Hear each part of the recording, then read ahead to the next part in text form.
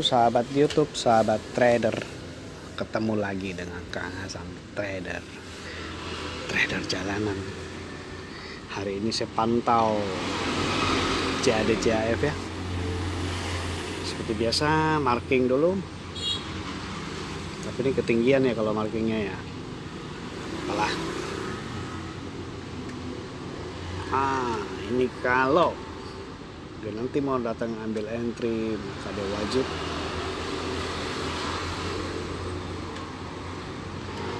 wajib ya ke Mahi, karena ini di sini ada momentum sell. Kalau momentum sell akan bagi entry, tapi ini monthly ya, tinggi ya. Ini kita turunkan. Jika nanti dia mau bagi entry, maka yang pertama weekly ini akan menyentuh ini, ada respect di M50 maksimal ekstrim. Oke.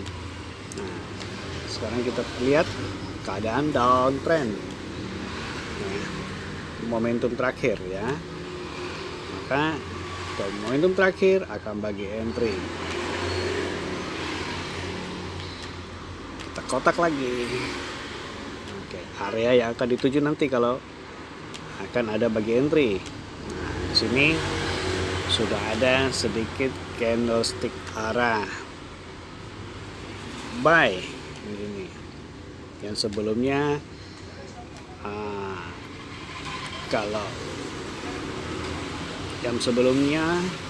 kalau kita mau baca ya, cuma ini belum terlalu sempurna ini ya. Ini arah terakhir bagi entry, seharusnya candle turun. Ini malah dia buat kenaikan. Ini MHV ya. Tidak mampu dia meneruskan perjalanan turun. Kemudian muncullah sebuah candlestick arah yang akan ke sini, kurang lebih tujuannya ya. Oke, kita sudah dapat gambarannya. Maka kita turun ke H4. Di H4 apa yang kita lihat? Di sini ada momentum buy yang terakhir akan bagi entry. Kotak lagi.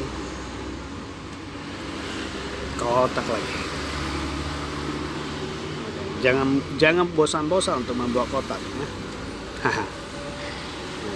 Apakah ini sudah kena? Belum ya. Di sini dia belum ke area malo. Oke, kemudian kita turun ke H1. Di H1 apa yang kita lihat? Di sini ada momentum terakhir. Ya. Ini ada sedikit ya. Ada sedikit pengetahuan tambahan. Kita mencari area yang tidak balance atau imbalance.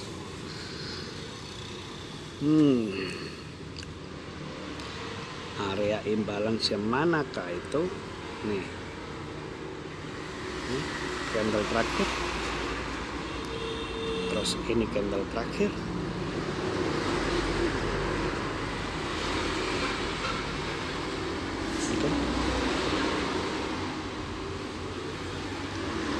Candle terakhir dan candle terakhir. Di tengah-tengah ini kosong. Maka price akan mencari sekurang-kurangnya atau dia akan menutup kekosongan itu. Dan ini buktinya, hadir ini kan, dia tutup kekosongan ini. Berarti ini imbalance, ini bukan imbalance lagi, ini sudah terpenuhi imbalance ya. Oke, maka saya hapus. Oke. Nah, kemudian apa yang kita lihat di sini ada candlestick arah.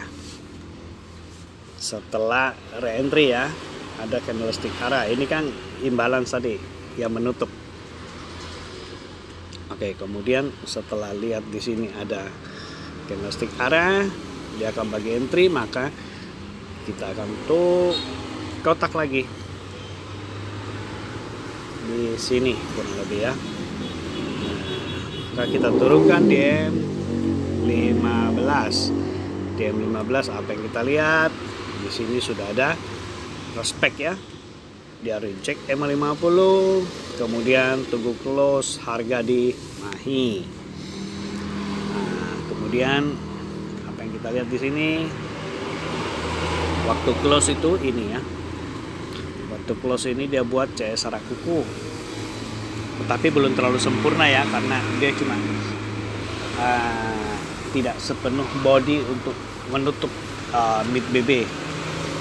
Tidak sepenuh body ya. Kemudian setelah ada candlestick arah kuku, seharusnya kita menunggu dia break M50 baru open.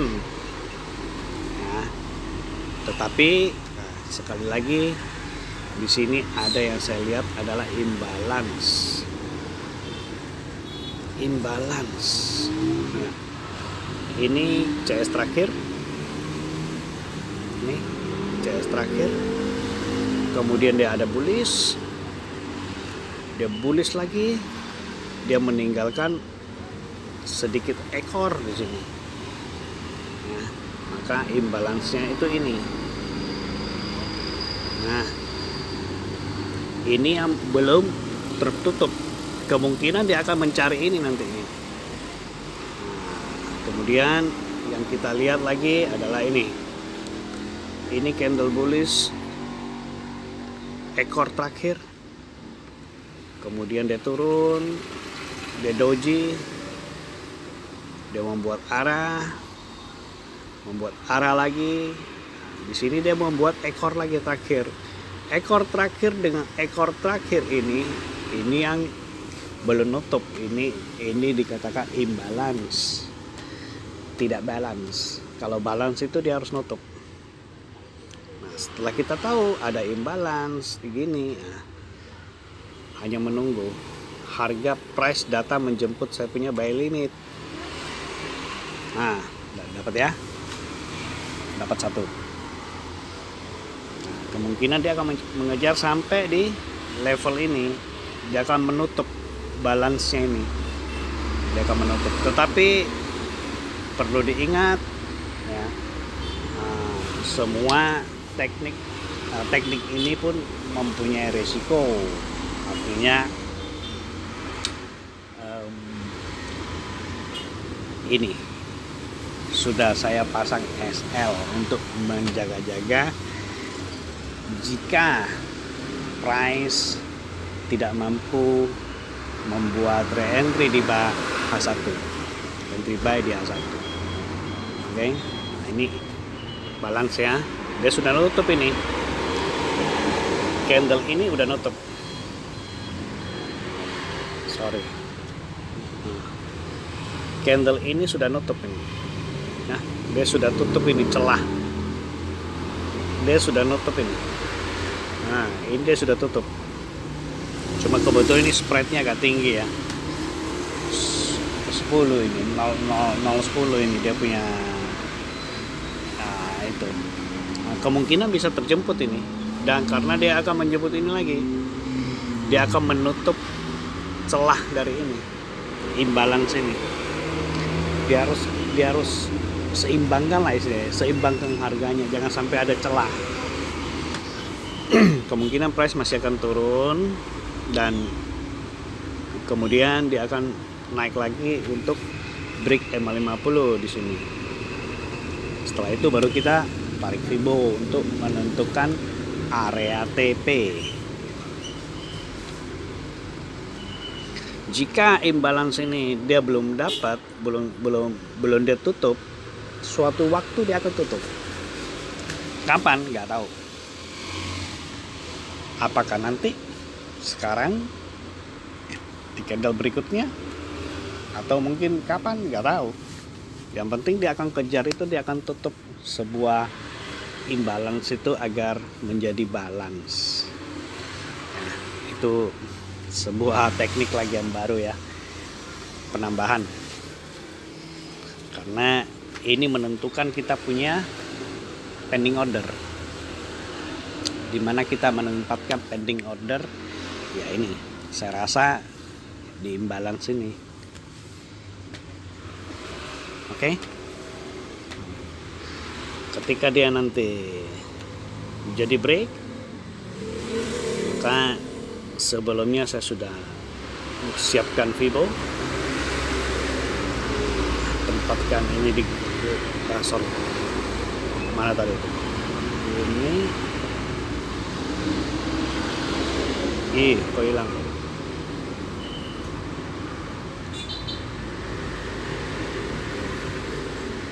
Nah sini ya, saya tempatkan level Fibo di level 0. Itu mempersiapkan ya, itu mempersiapkan jika dia break, maka breakout EMA 50, maka tugas kita hanya mencari ini, menentukan area TP ya. Menentukan area TP ini area kita tempatkan pending order. Jadi bukan harus ya. Nah, jadi gimana caranya? Nah, ini pending ordernya kita tempatkan, jangan tidak asal-asalan.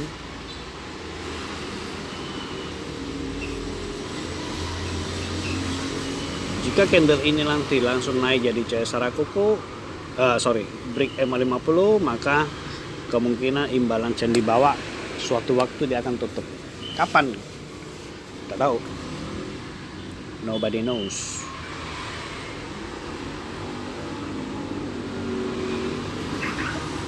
Nah, kebetulan juga kalau kita mau marking lagi, ini ada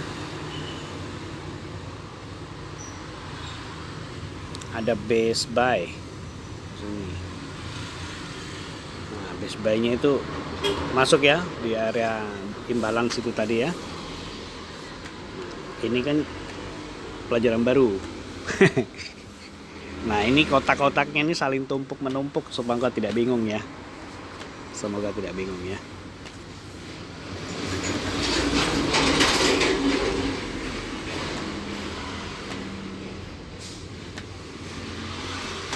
Jadi di sini ada empat open pending order yang saya buat. 1 sudah kejemput, 3 yang masih belum kejemput. Nah, nanti kita lihat apakah dia langsung atau bagaimana. Nah, selama ini saya kan kebingungan ya mencari pending order itu di mana ini, simpan pending ordernya ini. Nah, ketika price-nya masuk level Fibo, apakah di level ini atau mana? Cuma menunggu mungkin di golden ratio atau apa, tapi ini kan jelas ya, lebih ada kejelasan.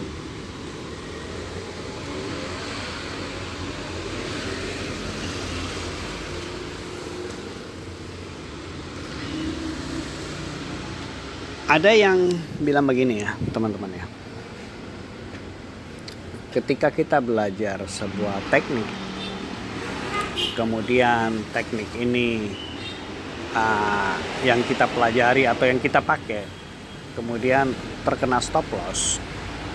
Nah, itu kan ada di video-video saya yang awal ya. Ketika terkena stop loss, maka menganggap bahwa teknik ini kurang begitu bagus, akhirnya mencari teknik lagi yang lain.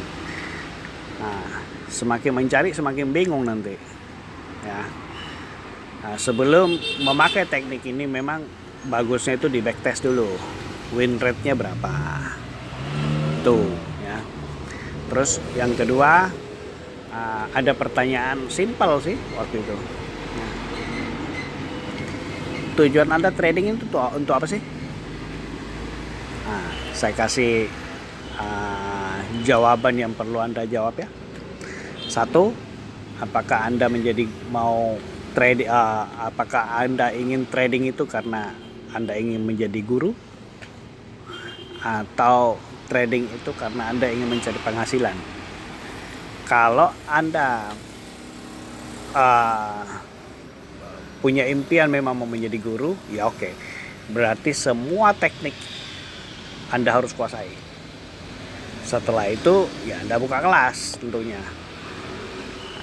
Tetapi jika Anda ingin trading itu karena ingin punya penghasilan, cukup satu teknik yang Anda pelajari. Nah, itu diamati semua setupnya sehingga Anda hafal kapan Anda akan masuk. Nah, kemarin malam saya sempat chatting dengan Kambohel. Kambohel bilang saya bisa berhasil karena sering berlatih backtest. Jadi sehari bisa backtest berapa kali itu, ya kan? Nah, kemudian sering berlatih hingga kenal dengan setup yang akan muncul itu, kenal pola-polanya itu, kenal. Nah, beliau bisa berhasil, kita pun bisa berhasil asal yaitu punya komitmen ya. Berarti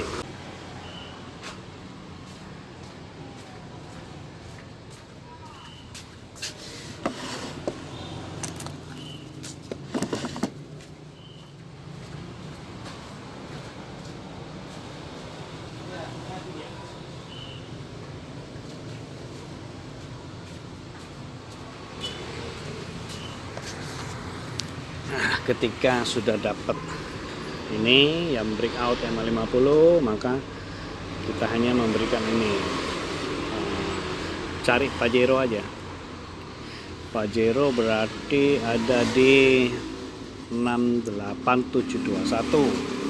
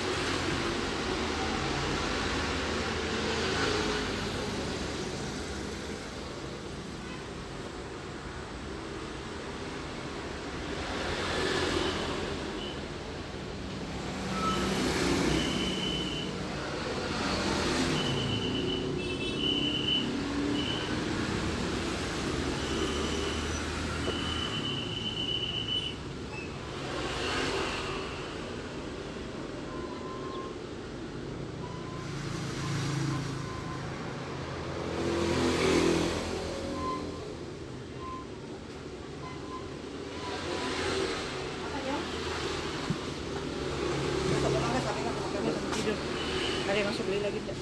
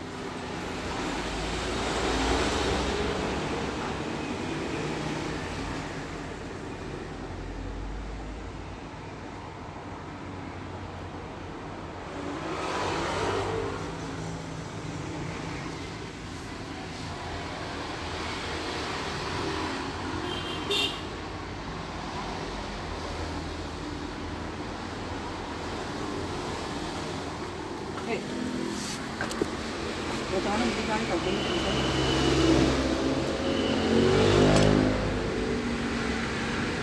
Saya begitu kan kau.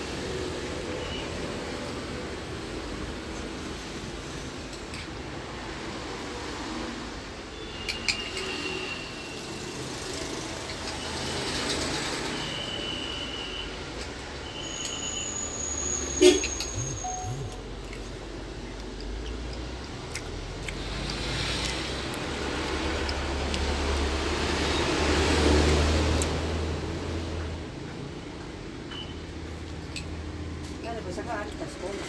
Besok pas selesai. Kalau ini saja dia 12.000 tasnya dia. Ini sejuta 12.000. Hari punya mana? Hari punya 60 polo punya. Mimin punya polo sama Hari. Kalau Cece sama Cibici itu yang murah punya dan udah 12.000 fresh sale. 12.000 satu kali.